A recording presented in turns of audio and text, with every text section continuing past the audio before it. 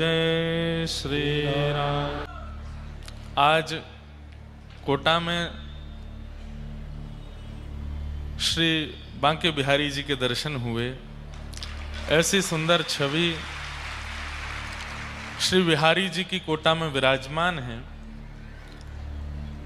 हमारे वृंदावन में प्रसिद्धि है एक बात की कि बिहारी जी के सामने बार बार पर्दा किया जाता है। क्यों? कि अगर कोई ऐसा कहते हैं कि देखिए बिहारी जी चलो हमारे साथ, तो बिहारी जी उसके साथ ही चले जाते हैं। इसलिए वहाँ नियम है कि हर 5-10 सेकंड में एक बार पर्दा करते हैं कि कोई बहुत घूर करके बिहारी जी को ना देख ले। आज कोटा में बिहारी जी का दर्शन करके ऐसा लगा कि निश्चित ही कोई कोटा वारो देख आयो है और खूब जोड़ते आंख भर के देखे आयो ठाकुर जी को। और वही के काजे श्री वृंदावन बिहारी लाल यहाँ कोटा में विराजमान हो गए हैं। ऐसे सुंदर झांकी, ऐसे सुंदर, बिल्कुल जैसे हमारे वृंदावन बिहारी लाल हैं वैसी ही छवि, वैसा ही स्वरूप श्री बिहारी जी का यहाँ देखने को प्राप्त हुआ। इस बार कोटा में बहुत अनुभव हमको हुए हैं। श्री सूक्ष्म वृंदावन का दर्शन, बारिश आने लगी का? अब तो फंस गए आप लोग, अब कहां जाओगे भाग के? लेकिन आप अंदर बैठे लोग ज्यादा उनको चिढ़ाना नहीं, बाहर वालों को। ठाकुर जी कृपा कर रहे हैं। भैया देखो, कथा के मध्य में, कथा के विश्राम में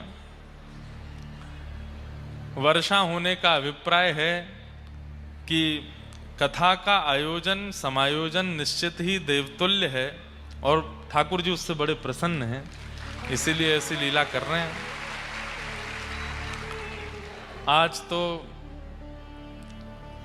हम थोड़े क्षमा प्रार्थी भी हैं कोटा वालों से। सुबह मिलने का क्रम था, एक तो गोपाष्टमी आज मनानी थी और उस भाव में भी 1-2 जगह गए तो थोड़े विलंब से पहुंचे और फिर इतनी संख्या में थे कि हम सबसे मिल नहीं पाए। उसके लिए हम क्षमा प्रार्थी हैं। आप कोटा वाले हमको ब्रजवासी लाला समझ के क्षमा कर दी हो, लेकिन आप सबका प्रेम भाव और जो स्नेह आप लोग देते हैं, जैसे भगवान ने श्रीमद् भागवत में रास के बीच में गोपियों से कहा कि हम आपके प्रेम के ऋण से कभी उऋण नहीं हो पाएंगे, हम भी कोटा वालों के प्रेम आशीर्वाद के ऋण से कभी उऋण नहीं हो पाएंगे। इतना स्नेह आप सब ने प्रदान किया।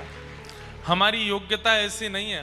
हमको बहुत अजीब लगता है कि जब थोड़ी भीड़ भाड़ ऐसे घेर लेती है, हमको ऐसा लगता है कि ये हमारा स्वरूप नहीं है। हम तो सबसे मिलना चाहते हैं, सबके पास बैठना चाहते हैं, सबसे बात करने में हमको बड़ा अच्छा लगता है। जब कोई 2-4 लोग मिलने आ जाते हैं, उनसे पूछना, उनकी बातें सुनना, उनकी सेवा की पद्धति जानना। पर इतनी संख्या में लोग होते हैं तो कैसे हम संभव करें? और फिर हम भी अपनी मैया के इकलौते हैं, तो इसलिए भी थोड़ा माँ को भी चिंता रहती है, तो इसलिए भी थोड़ा ध्यान रखते हैं। क्योंकि आप प्रेमी जन हैं, आपके बीच में कोई अत्यंत प्रेमी भी आ जाते हैं कई बार, और उनके प्रेम के फिर कल हम एक जगह गए थे। कौन सी जगह गए थे केशव भैया? कहाँ हैं? रामपुरा गए थे। कल हम रामपुरा गए थे। हमारे पूज्य गुरुदेव भगवान, वैसे हम कहीं किसी के यहाँ ज्यादा विशेष रूप से गए नहीं, जो पूज्य पिताजी के बहुत पुराने शिष्य हैं कोटा में, उनका बहुत भाव था कि महाराज जी आप पधारो। कल वहां कथा करके पहले वेंकटेश भगवान के दर्शन को गए, फिर वहां गए तो हमारी गुरु बहन लगी वो, तो उस नाते से हमने कहा ठीक है आएंगे। उनके यहाँ गए। उनके तो बेचारियों का कोई दोष नहीं था, पर वहां इतने लोग इकट्ठे हो गए और उन्होंने जो पुष्पों के पत्थर बना के मारे हम पर, मतलब वो थोड़ी देर अगर फूल पकड़ के बैठे रहो तो वो थोड़े पत्थर से ही हो जाते हैं। तो एक तो होता है बरसाना, और एक होता है तक करके मारना। नाक आंख मुंह, 2-4 दाने तो मेरे मुंह में भी चले गए। अब मैं ऐसे करके चलूं तो लोग बाग कहें दर्शन तो कराओ। मैंने की आंख नाक सब बराबर हो जाएंगी। रात में जब वस्त्र अनोसर किए तो कितने पुष्प तो वाके भीतर से निकसे। क्या हुआ? आवाज नहीं आ रही? ये रामपुरा वाले हैं।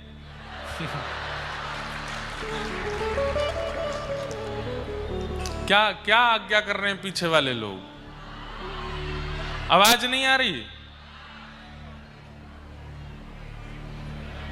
करवा रहे हैं, अभी आवाज करवाते। देखो 4-5 माताएं, कैमरा वाले दिखाओ तो वो कहां बैठी हैं ऊपर। वो कोई जगह है बैठने की? वाह भैया। जय हो। ऐसे लग रहे हैं कि जैसे वृंदावन के बंदर चढ़े हों पेड़ पे।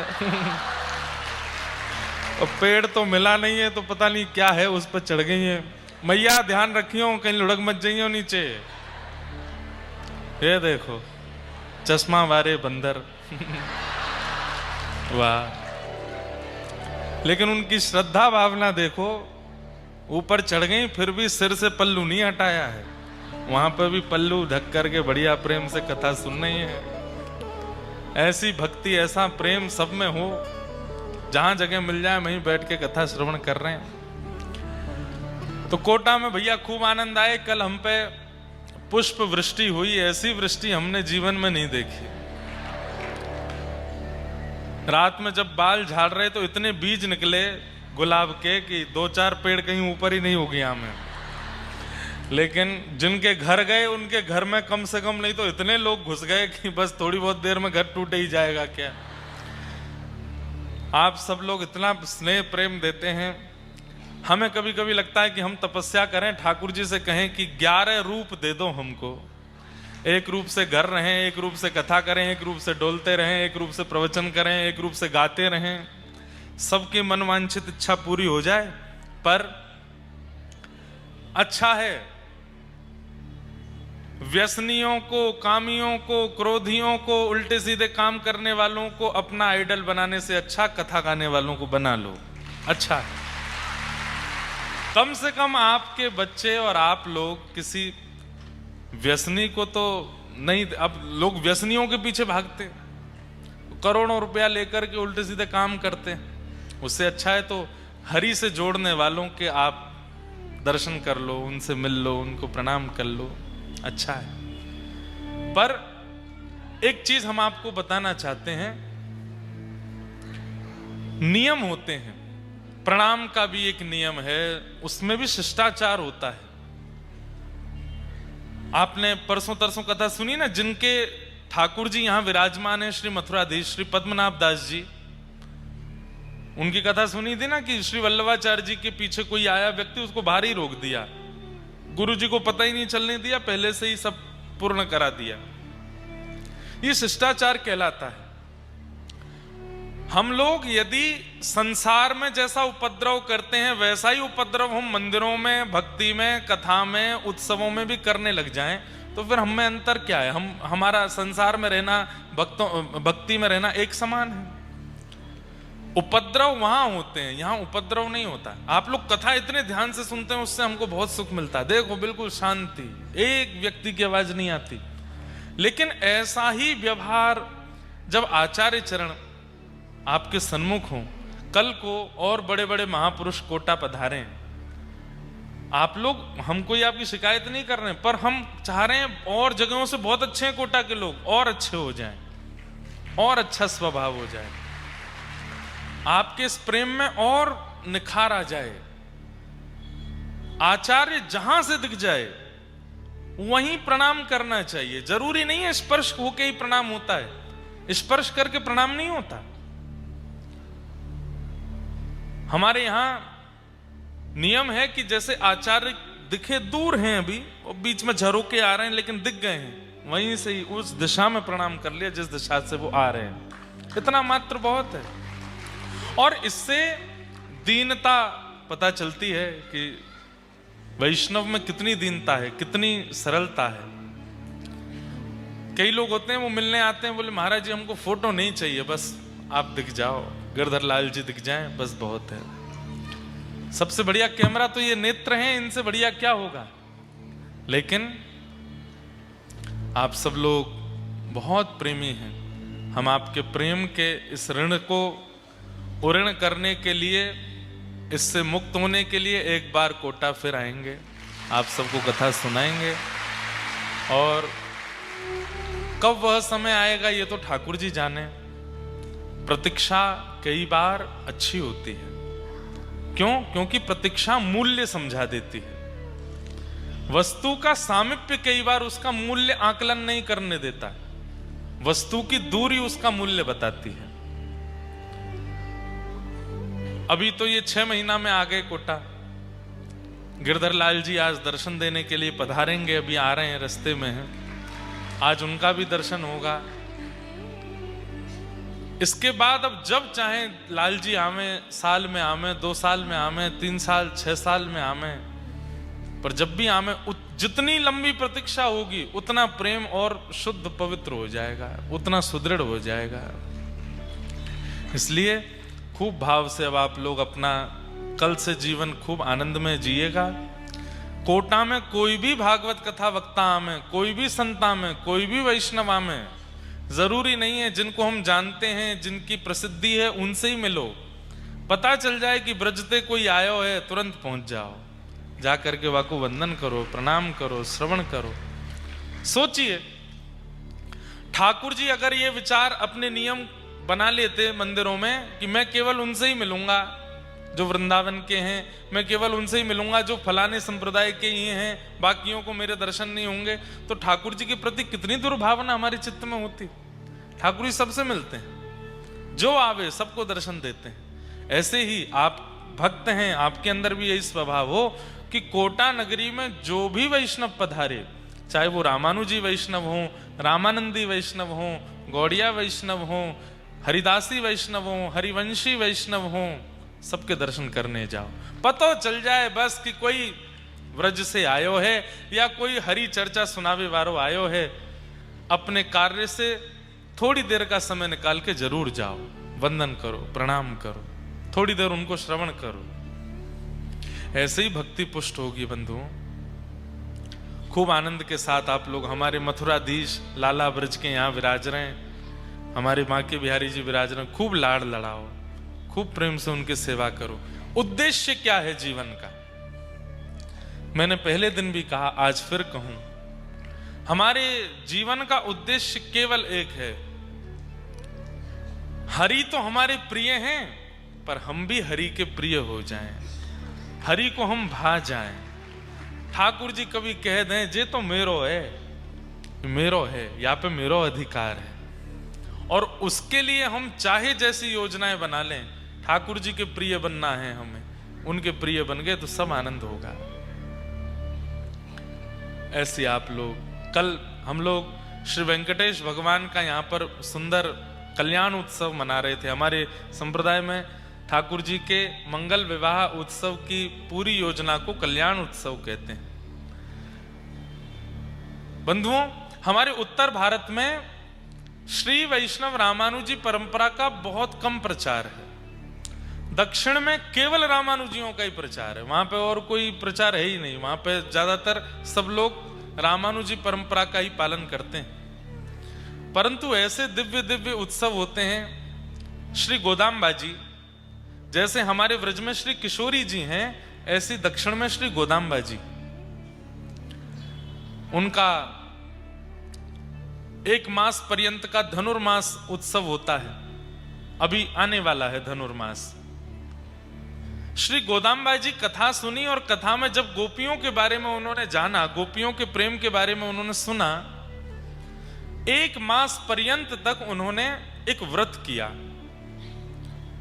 कभी श्री वैष्णव रामानुजी परंपरा के जो वैष्णव यहां बैठे हैं या जो दीक्षा लेना चाहते हैं या ले चुके हैं, आचार्य चरणों से एक बार धनुर्मास की विधि पूछिएगा कि कैसे, किस विधि से व्रत होता है। रोज एक गाथा सुनाई जाती है ठाकुर जी की। उसमें व्रत में नियम होते हैं, उन नियमों से किया जाता है, खूब नृत्य होता है, उत्सव होता है। एक महीने के उस व्रत का फल क्या मिलता है? गोदाम्बा जी की थोड़ी लीला चर्चा सुनाए आपको। दक्षिण भारत में एक आलवार हुए, उनकी पुत्री थी श्री गोदाम्बा जी। तो श्री गोदाम्बा जी बचपन से ही उनके पिताजी रंगनाथ भगवान की माला सेवा में नियुक्त रहते थे। बंधुओं, अगर जीवन में चाहते हैं कि ठाकुर जी आपसे प्रसन्न रहें, तो अपने घर में तुलसी जी, खूब सारी तुलसी जी और पुष्पों के पौधे नियुक्त कर दीजिए और उन्हीं से निर्माण करके चाहे छोटी माला बनाओ, अपने हाथ से बना के ठाकुर जी को पधराओ। ठाकुर जी इतने रीझ जाते हैं। श्रीमद् भागवत में वर्णन आता है, जब भगवान कंस वध करने के लिए मथुरा जा रहे थे तो एक माली ने अपने बगीचे के पुष्पों से माला बना करके पहनाई। तब ठाकुर जी वहां वर्णन करते हैं, जो व्यक्ति स्वयं सिंचन करके बगीचों से पुष्प तोड़ करके माला बना करके मुझे धारण कराता है, मैं उससे सदा रीझा रहता हूं, सदा प्रसन्न रहता हूं। और ठाकुर जी रीझ जाएं तो फिर कोई और की मजाल के हमते रूठ जाए। ठाकुर जी प्रसन्न रहें तो सब प्रसन्न रहेंगे। इसलिए तुलसी जी हों, पुष्प हों, बहुत सुंदर सेवा है। आप ठाकुर जी का मधुर श्रृंगार नहीं कर पाते, भोग नहीं बना पाते, उसके लिए कोई व्यवस्था कर दो, पर अपनी सेवा एक जुम्मे रखो। क्या? नित्य माला जी सिद्ध करके ठाकुर जी को धराओ। माला जी सिद्ध करना भी एक कला है। हमारे ठाकुर जी तो इतने छोटे से हैं, अभी आमेंगे देखियो, पता ही नहीं चलेगी कहाँ है ठाकुर जी। छोटे से हैं लाला, लेकिन छोटे से ठाकुर जी की माला कैसे बनती है?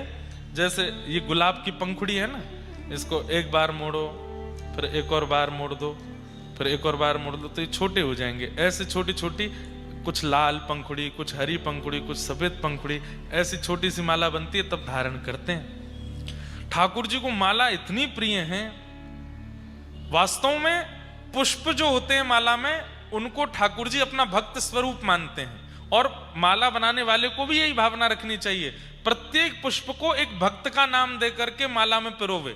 सूरदास जी आ गए, अभी तो मीराबाई आ रही हैं, अभी तो ये कुंभन दास जी आ रहे हैं, ये गोदाम्बा जी आ रही हैं, ये बरबर मुनि स्वामी आ रहे हैं, ये यमुनाचार्य जी आ रहे हैं। ऐसे करके जो भक्तों के नाम आपको याद हैं, भक्तों का नाम धारण करके एक माला बनाओ। भक्त माल बन गई, फिर ठाकुर जी को धारण। इतने प्रसन्न होते हैं ठाकुर जी, चारों तरफ भक्त बैठ गए, मेरे कंठ पे लग गए, और फिर ठाकुर जी उनके संगी अपना मन लगाते हैं। तो जिसे चाहिए कि ठाकुर जी रीझे रहे, नित्य माला सेवा किया करो ठाकुर जी की। तो श्री गोदाम्बा जी के पिताजी माला बनाते, सिद्ध करते और श्री रंगनाथ भगवान को धारण कराते। लेकिन उनका नियम था कि माला सिद्ध करने के बाद अपरस में स्नान करने के लिए जाते, शुद्ध अवस्था में आ जाते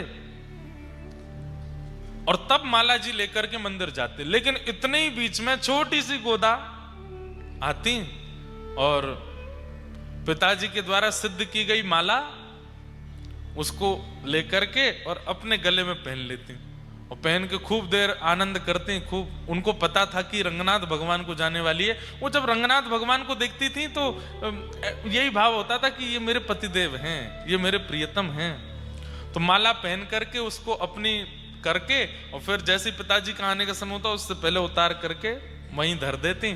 पिताजी वो माला जाकर के ठाकुर जी को पहनाते। उतरी हुई माला ठाकुर जी को धराना अपराध है, पर गोदाम्बा जी तो नित्य माला पहनती और उसको अपनी उतरन कर देते, ठाकुर जी को पहनाते। एक दिन पिताजी ने देख लिया कि श्री गोदाम्बा जी वही माला पहन करके घूम रही है जो ठाकुर जी को पधरानी है अभी। उन्होंने आकर के कहा, लाली तुम क्या कर रही हो? ये तो ठाकुर जी को पधरानी है, तुम कैसे पहन सकती हो? छोटी सी गोदा जी के नेत्र सजल हो गए। बोले, पिताजी मैं तो रोज पहनती, अब तक ना जाने कितने वर्षों से मेरी ही ठाकुर जी माला पहनी हुई धारण करते हैं रंगनाथ भगवान। पिताजी ने डांटा, बोले ऐसे नहीं करते, अपने उतरन ठाकुर जी को नहीं धराते, बहुत बड़ा अपराध लगता है। दूसरी शुद्ध माला निर्माण की और गोदाम्बा जी के हाथ ना पड़े उससे पहले जाकर के रंगनाथ भगवान को पधरा दी। जैसे ही ठाकुर जी ने गले में धारण कराई, तुरंत माला टूट करके गिर पड़ी। एक और माला बना करके पहनाई, फिर से टूट के गिर पड़ी। गोदा जी खड़ी खड़ी देख रही थी।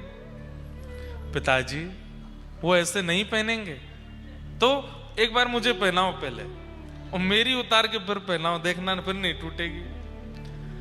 पिताजी बोले मैं ये अपराध कैसे कर सकता हूं, अपने हाथ से ही पहना करके निर्माल्य और उतरी हुई माला पहनाऊं ठाकुर जी को। गोदाम्बा जी ठाकुर जी की ओर देखने लगी, अब तो आप ही कृपा करो, आप ही पिताजी को समझाओ कि आपको और मेरो तो प्रियतमा और प्रियतम को संबंध है। तब श्री रंगनाथ भगवान ने प्रकट होकर के उनके पिताजी को आज्ञा दी, आप संकोच मत कीजिए, माला जी गोदा को धराइए और उनकी उतार के हमको पहनाओ, क्योंकि वो हमें प्रियतम मानती हैं, इसलिए हम भी उनको प्रियतमा मानते हैं। और प्रियतमा की माला धारण करने में कोई अपराध नहीं है। नेत्र सजल हो गए। बोले ठाकुर जी अब प्रियतमा मानते ही हैं तो फिर पूर्ण रूपेण स्वीकार भी कर लीजिए, और उसके लिए जो नियम साधन हो वो करिए। तो फिर 1 मास पर्यंत का धनुर्मास व्रत गोदाम्बा जी को बताया।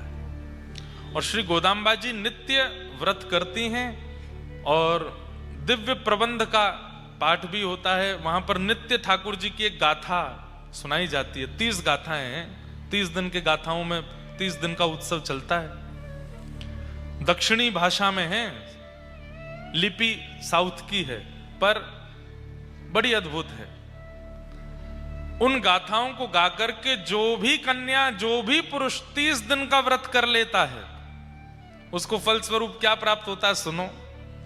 30 दिन बाद जैसे ही गोदाम्बा जी का व्रत पूर्ण हुआ, पिताजी के स्वप्न में ठाकुर जी आए और कहा अब आपकी पुत्री को हम स्वीकार करेंगे, इनका स्वयंवर करो।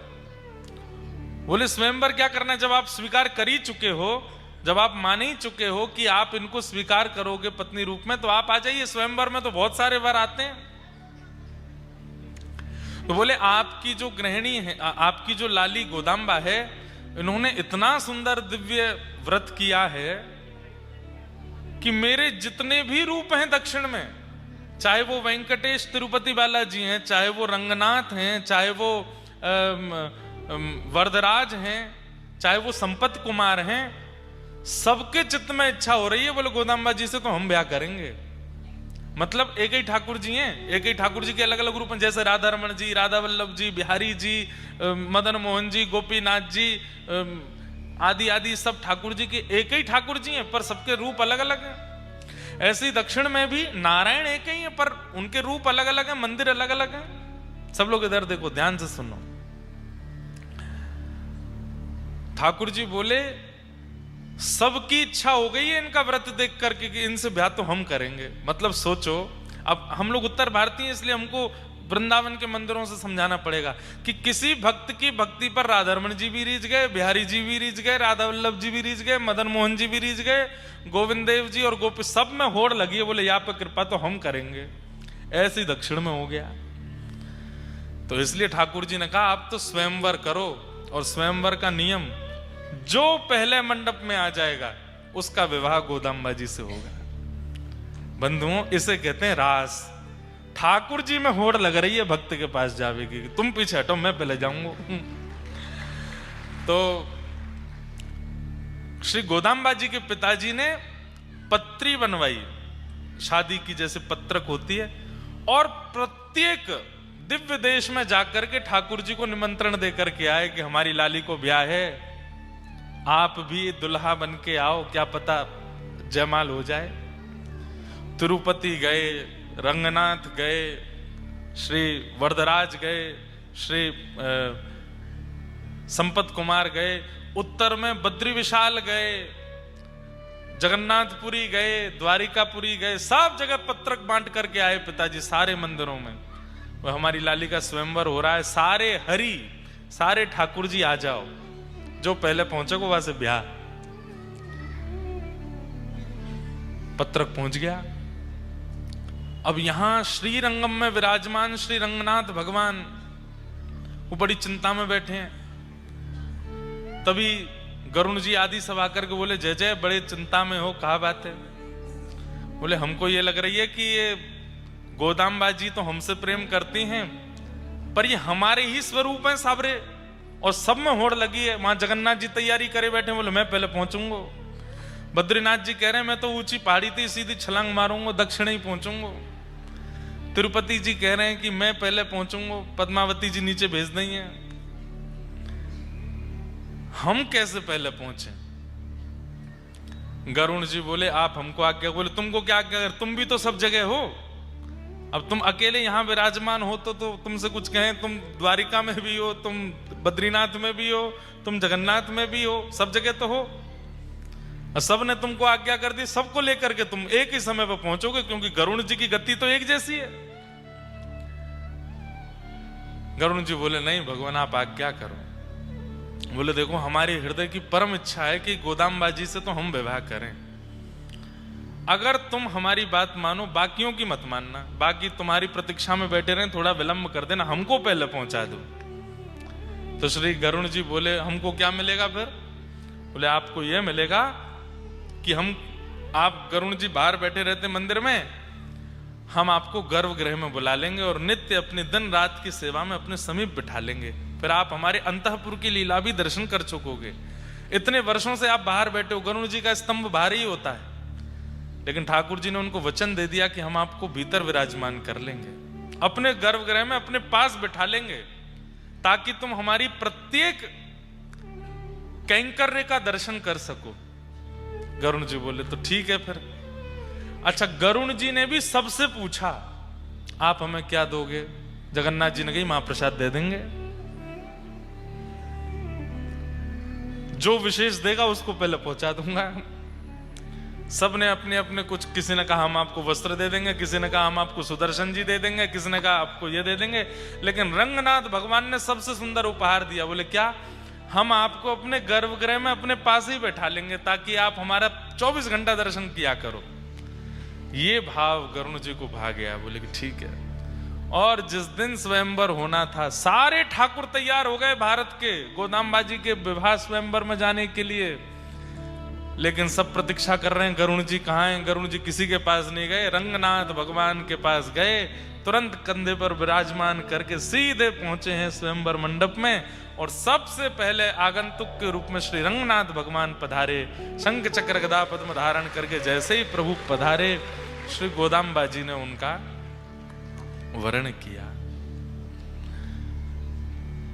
जैसे ही जयमाल पड़ रही थी, उसी समय द्वार के भीतर प्रवेश कर रहे हैं श्री तिरुपति बालाजी, उसी समय श्री जगन्नाथ जी, द्वारिकाधीश जी सब रे आए। बोले, रह गए हम तो, गरुण कहाँ हैं? गरुण जी बोले, आपसे भी बढ़िया ऑफर मिला था हमको, इसलिए इनको पहले लिया है।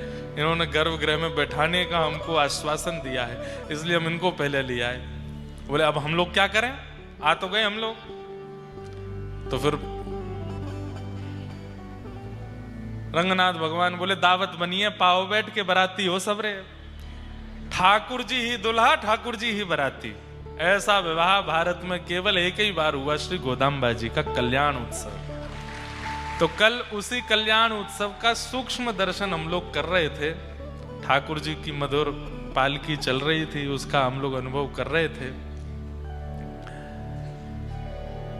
भगवान की उस आज्ञा को कि गरुण जी गर्भगृह में विराजेंगे, उसकी पूर्णता हुई श्री वृंदावन धाम में। हमारे वृंदावन में श्री